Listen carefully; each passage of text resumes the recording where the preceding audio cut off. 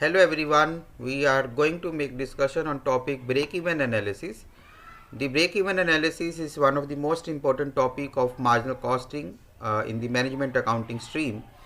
The importance of break-even analysis derives from the decision making area where whatever the decisions takes under the marginal costing, whether it's relating to the production or comparison of two streamlines or two different options, either on the basis of intercomparison or on the basis of their timeline comparison. I mean, say the on year to year basis comparison. So we know that in the case of marginal costing, the format to compute profit and loss account, it is quite different from that we have been discussing in the financial accounting in the your last semesters or in the last studies. So where the profits are calculated by comparing total revenues and total expenses, and difference is resultant either into the profit or losses. So if your total revenues exceed total expenses, then result will be profit, and in the vice versa situation, the result is loss. But in the case of management accounting, and especially under the marginal costing technique, we calculate the profit after making you see two adjustments from the total revenues. First of all, we deduct the variable cost from the total sales in order to calculate the contribution. So you see, contribution is the key point in the marginal costing, where all the decisions relies on the contribution.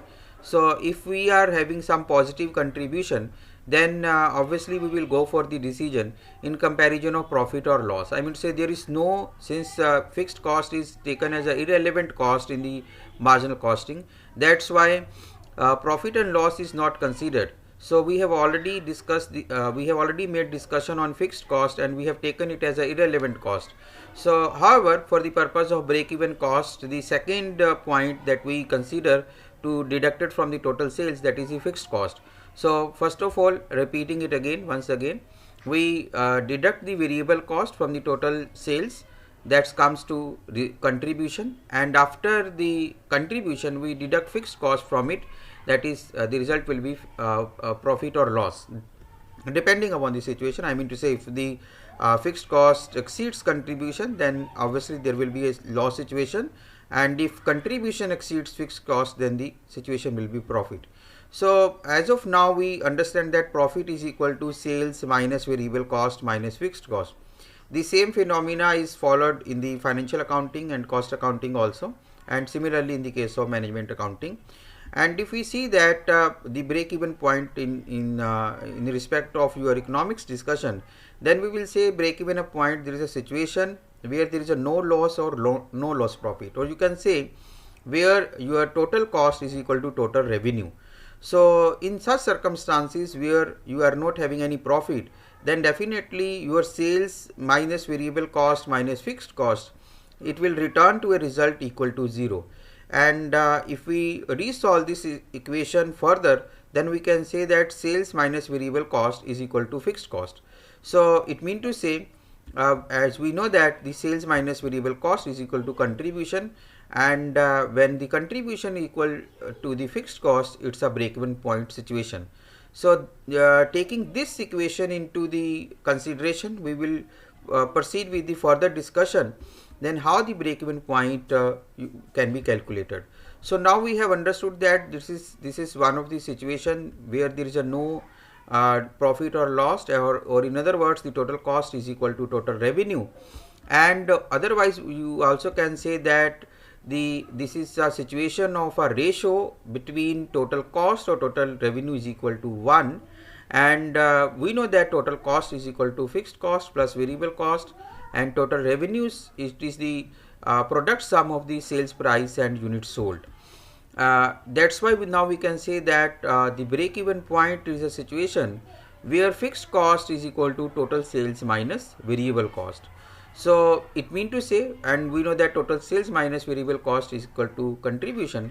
So we can say that this is the ratio of fixed cost and contribution wherever meets or result into 1, then this will be a situation of break even point.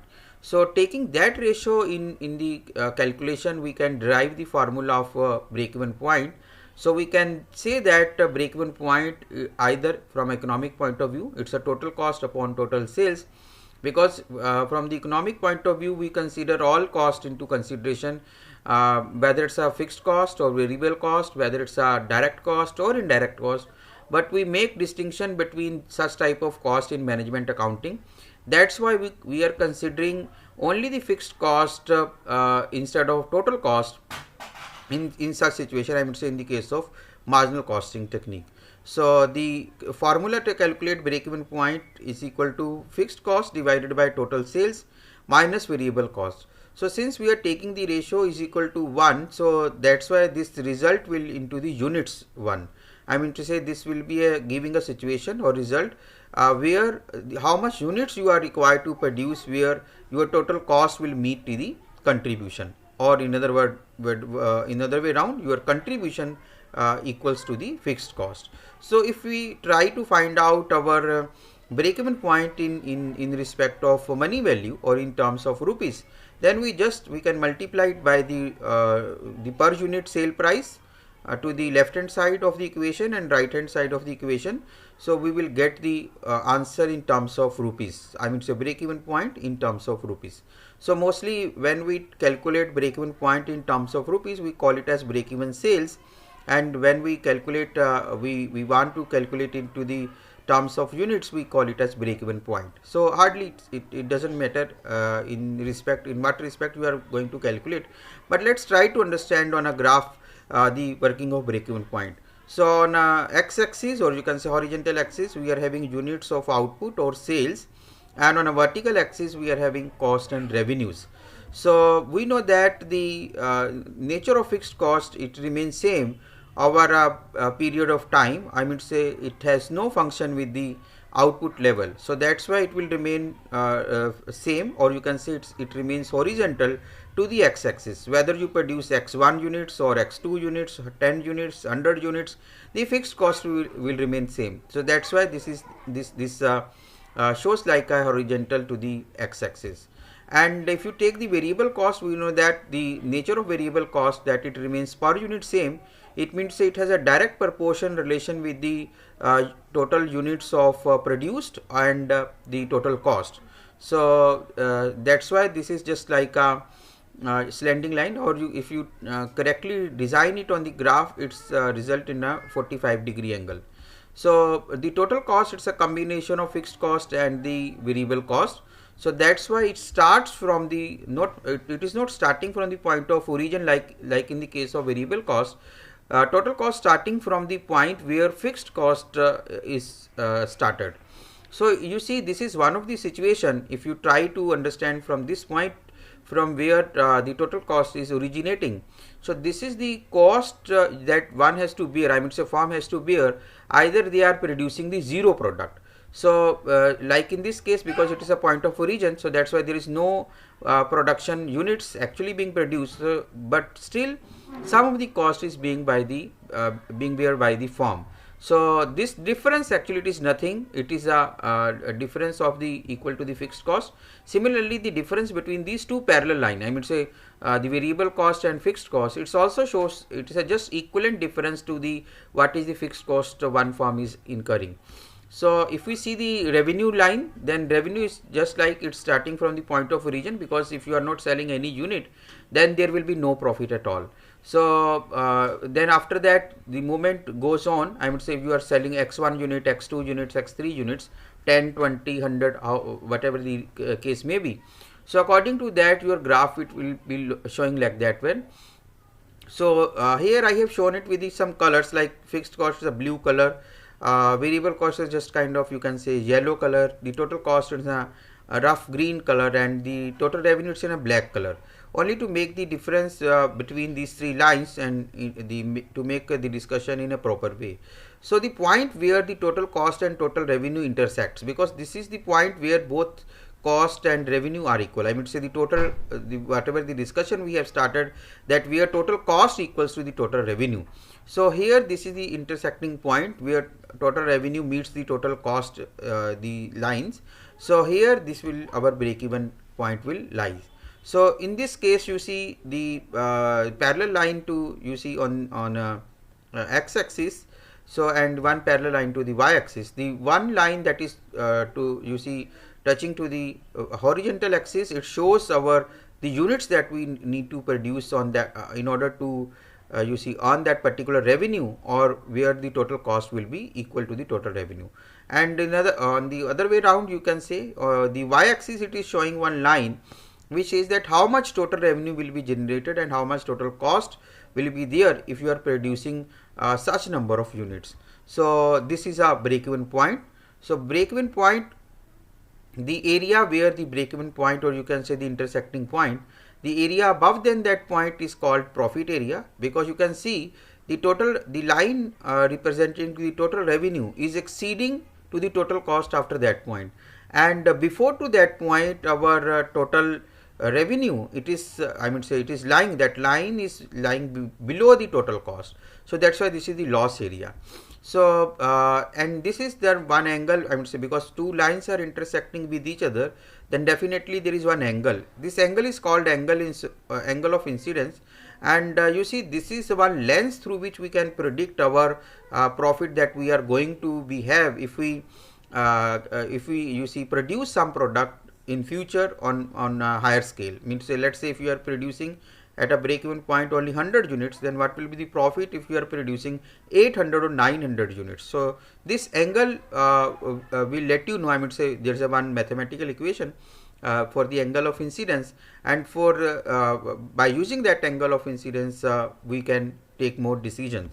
So you see from this discussion we can say that break-even point in previous slides that we have shows only the limited view or a narrow view, and but however the discussion on break-even point we make in the respect of marginal costing, it's in a wider view, because the wider view, the angle of incidence is giving that a wider view, and with the help of one more margin of safety technique, we make break-even point more wider as compared to the economic view.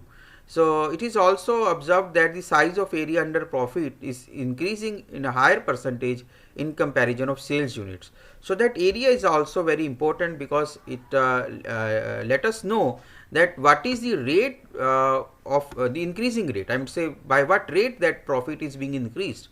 Similarly, if we go beyond to that point, I would say below to that point, then of course you can see the earlier the loss area was less, but as we are moving towards the increase in the production, the area is being reduced, and at some time it is meeting the both equations are meets to each other. So after that again it is increasing in the same same angle. I mean say because both angle will be same. These are the vertical opposite, so that's why of course both will be same. And if you see, let's say because it's a cost volume profit relationship. So because as you are increasing the volume, your cost is, first of all you can see your cost is tends to decrease. And similarly again after the break even point, if you are following the same pattern, I would say you are increasing the volume, your cost again it will tends to decline. So this will result into one further discussion that we called as profit volume ratio, PV ratio, we call it as profit volume ratio. So this this from this area, that is profit area, which is increasing with the higher percentage by the increase in the units of production, that shows our profit volume ratio. So profit volume ratio, this is the third discussion in, I would say, in addition to the break even point. First of all we calculate the break even point, then after that we calculate angle of incidence or margin of safety, and third one is profit PV ratio. So PV ratio we calculate with the formula that contribution upon sales, and there are some assumption of break even point that one must have to follow, otherwise you can't calculate break even point. The first one is we can separate all cost into two. One is fixed cost and variable cost, and we can understand it from the point of view of marginal costing, that all costs can be separable into these two classification.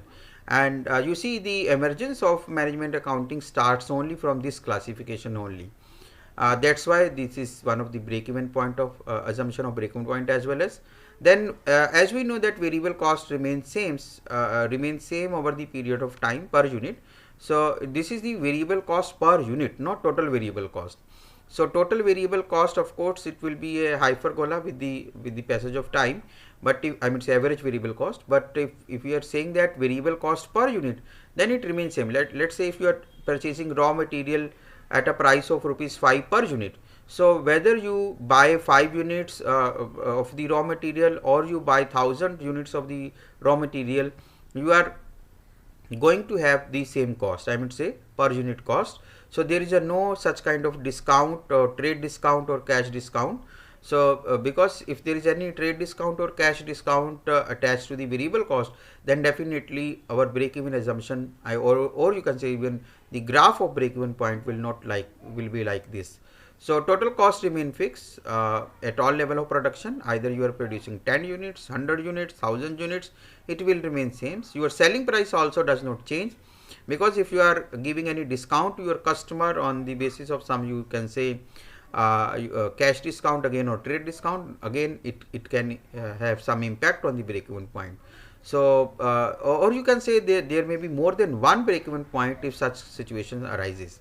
So there is only one product, and if you want to calculate a break even point of multiple product, then first of all you have to take the sales variable cost and fixed cost of each product separately, then you can mix all of them. Then volume of production equals to volume of sales. There is no closing stock.